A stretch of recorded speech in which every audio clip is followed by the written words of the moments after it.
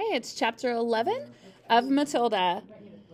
How can she get away with it? Lavender said to Matilda. Surely the children go home and tell their mothers and fathers. I know my father would raise a terrific stink if I told him the headmistress had grabbed me by the hair and slung me over the playground fence.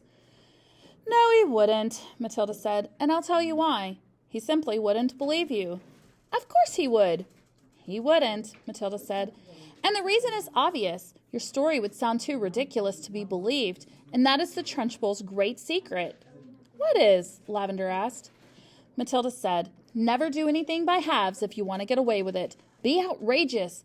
Go the whole hog. Make sure everything you do is so completely crazy, it's unbelievable. No parent is going to believe this pigtail story, not in a million years. Mine wouldn't. They'd call me a liar. In that case, Lavender said, Amanda's mother isn't going to cut her pigtails off. No, she isn't, Matilda said. Amanda will do it herself. You see if she doesn't. Do you think she's mad? Lavender asked. Who? The Trunchbull. No, I don't think she's mad, Matilda said, but she's very dangerous. Being in this school is like being in a cage with a cobra. You have to be very fast on your feet. They got another example of how dangerous the headmistress could be on the very next day. During lunch, an announcement was made that the whole school should go into the assembly hall and be seated as soon as the meal was over. When all the 250 or so boys and girls were settled down in assembly, the Trunchbull marched onto the platform.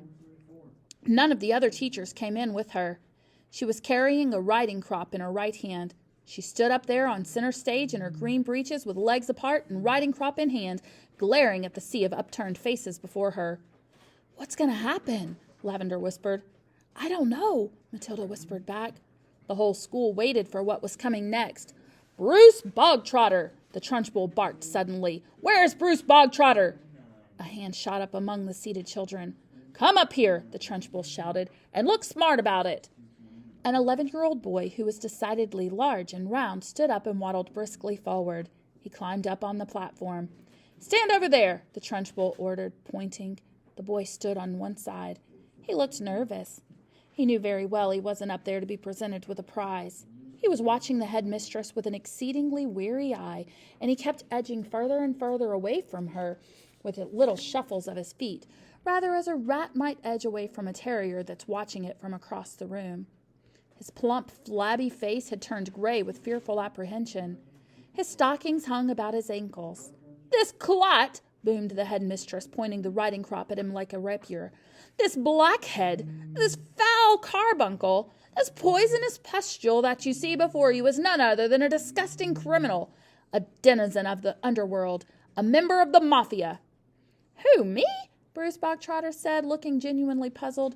A thief, the Trunchbull screamed. A crook, a pirate, a brigand, a rustler. Steady on, the boy said. I mean, dash it all, headmistress. Do you deny it, you miserable little gumboil? Do you plead not guilty? I don't know what you're talking about, the boy said, more puzzled than ever. I'll tell you what I'm talking about, you suppurating little blister, the Trunchbull shouted. Yesterday morning, during break, you sneaked like a serpent into the kitchen and stole a slice of my private chocolate cake from my tea tray. That tray had just been prepared for me personally by the cook. It was my morning snack, and as for the cake, it was my own private stock. That was not boy's cake. You don't think for 1 minute I'm going to eat the filth I give to you. That cake was made from real butter and real cream. And he, that robber bandit, that safecracker, that highwayman standing over there with his socks around his ankles, stole it and ate it. I never did, the boy exclaimed, turning from gray to white. Don't lie to me, Bogtrotter, barked the Trunchbull. The cook saw you. What's more, she saw you eating it. The Trunchbull paused to wipe a fleck of froth from her lips. When she spoke again, her voice was suddenly softer, quieter, more friendly, and she leaned towards the boy, smiling. You like my special cake, don't you, Bogtrotter? It's rich and delicious, isn't it, Bogtrotter? Very good, the boy mumbled. The words were out before he could stop himself. You're right, the Trunchbull said. It is very good. Therefore, I think you should congratulate the cook. When a gentleman has had a particularly good meal, Bogtrotter, he always sends his compliments to the chef. You didn't know that, did you, Bogtrotter? But those who inhabit the criminal underworld are not noted for their good manners. The boy remained silent. Cook? the Trunchbull shouted, turning her head towards the door. Come here, cook. Bog Trotter wishes to tell you how good your chocolate cake is. The cook, a tall, shriveled female who looked as though all of her body juices had been dried out of her long ago in a hot oven, walked onto the platform wearing a dirty white apron. Her entrance had clearly been arranged beforehand by the headmistress. Now then, Bog Trotter, the Trunchbull boomed, tell cook what you think of her chocolate cake. Very good, the boy mumbled. You could see he was now beginning to wonder what all this was leading up to. The only thing he knew for certain was that the law forbade the Trunchbull to hit him with the riding crop that she kept smacking against her thigh. That was some comfort, but not much, because the Trunchbull was totally unpredictable. One never knew what she was going to do next. There you are, cook, the Trunchbull cried. Bog Trotter likes your cake. He adores your cake. Do you have any more of your cake you could give him? I do indeed, the cook said. She seemed to have learnt her lines by heart. Then go and get it, and bring a knife to cut it with. The cook disappeared. Almost at once she was back again, staggering under the weight of an enormous round chocolate cake on a china platter. The cake was fully 18 inches in diameter, and it was covered with dark brown chocolate icing. Put it on the table, the Trunchbull said. There was a small table center stage with a chair behind it. The cook placed the cake carefully on the table. Sit down, Bog Trotter, the Trunchbull said. Sit there. The boy moved cautiously to the table and sat down. He stared at the gigantic cake. There you are, Bog Trotter, the Trunchbull said, and once again her voice became soft, persuasive, even gentle. It's all for you. Every bit of it. As you enjoyed that slice of cake you had yesterday so very much, I ordered cook to bake you an extra large one all for yourself. Well, thank you, the boy said, totally bemused. Thank cook, not me, the Trunchbull said. Thank you, cook, the boy said. The cook stood there like a shriveled bootlace, tight-lipped, implacable, disapproving. She looked as though her mouth was full of lemon juice. Come on, then, the Trunchbull said. Why don't you cut yourself a nice thick slice and try it? What? Now? The boy said, cautious. He knew there was a catch in this somewhere, but he wasn't sure where. Can't I take it home instead? He asked. That would be impolite, the Trunchbull said with a crafty grin. You must show Cookie here how grateful you are for all the trouble she's taken. The boy didn't move. Get on with it now, the Trunchbull said. Cut a slice and take it. Taste it. We haven't got all day. The boy picked up the knife and was about to cut into the cake when he stopped. He stared at the cake, then he looked up at the Trunchbull, then at the tall, stringy cook with her lemon juice mouth. All the children in the hall were watching tensely, waiting for something to happen. They felt certain it must. The Trunchbull was not a person who would give someone a whole chocolate cake to just eat out of kindness. Many were guessing that it had been filled with pepper or castor oil or some other foul-tasting substance that would make the boy violently sick. It might even be arsenic, and he would be dead in 10 seconds flat. Or perhaps it was booby-trapped. It was a booby-trapped cake, and the whole thing would blow up the moment it was cut, taking Bruce Bog Trotter with it. No one in the school put it past the Trunchbull to do any of those things. I don't want to eat it, the boy said.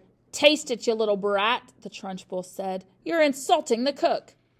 Very gingerly, the boy began to cut the thin slice of the vast cake. Then he levered the slice out.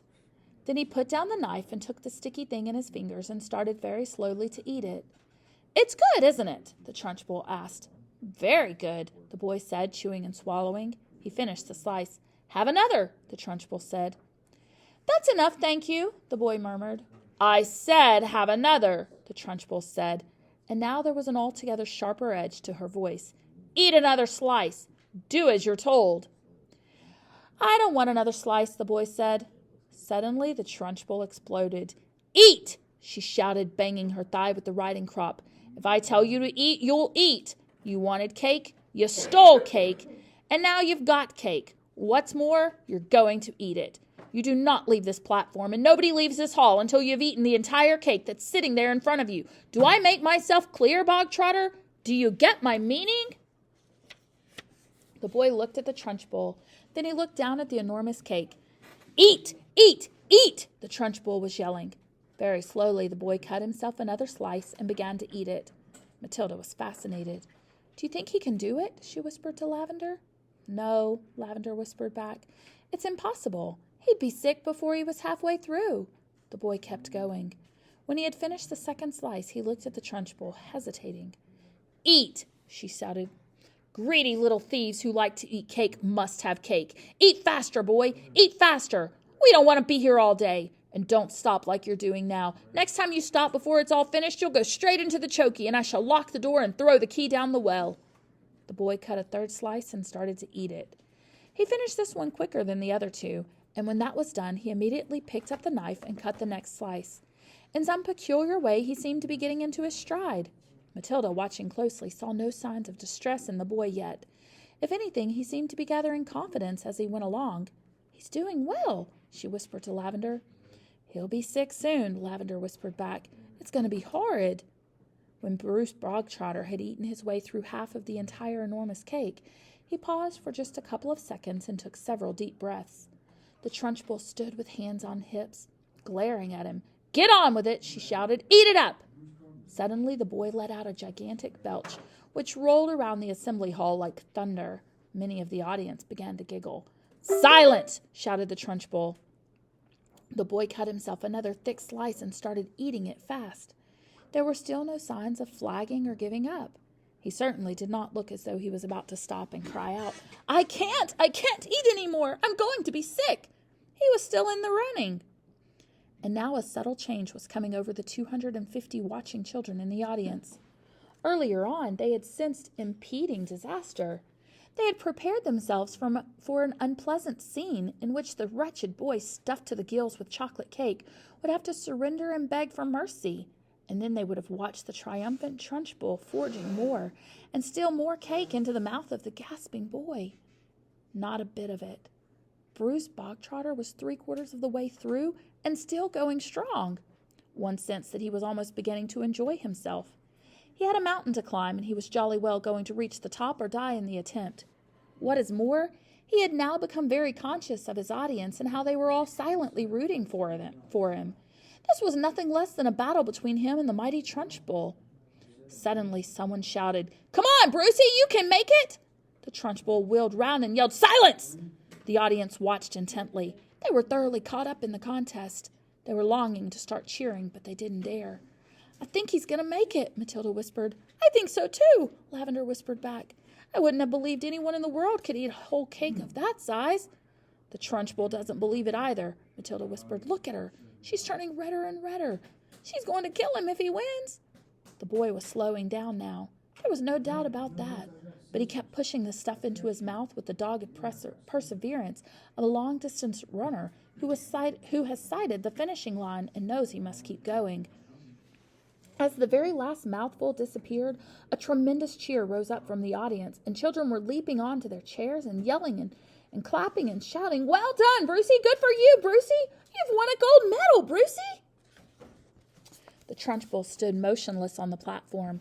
Her great horsey face had turned the color of molten lava, and her eyes were glittering with fury. She glared at Bruce Bogtrotter, who was sitting on his chair like some huge overstuffed grub, replete, comatose, unable to move or to speak. A fine sweat was beading his forehead, but there was a grin of triumph on his face. Suddenly the Trunchbull lunged forward and grabbed the large, heavy china platter on which the cake had rested. She raised it high in the air and brought it down with a crash right on top of the wretched Bruce Bogtrotter's head, and pieces flew all over the platform. The boy was by now so full of cake he was like a sackful of wet cement. You couldn't have hurt him with a sledgehammer. He simply shook his head a few times and went on grinning. "Go to blazes!" screamed the Trunchbull, and she marched off the platform, followed closely by the cook.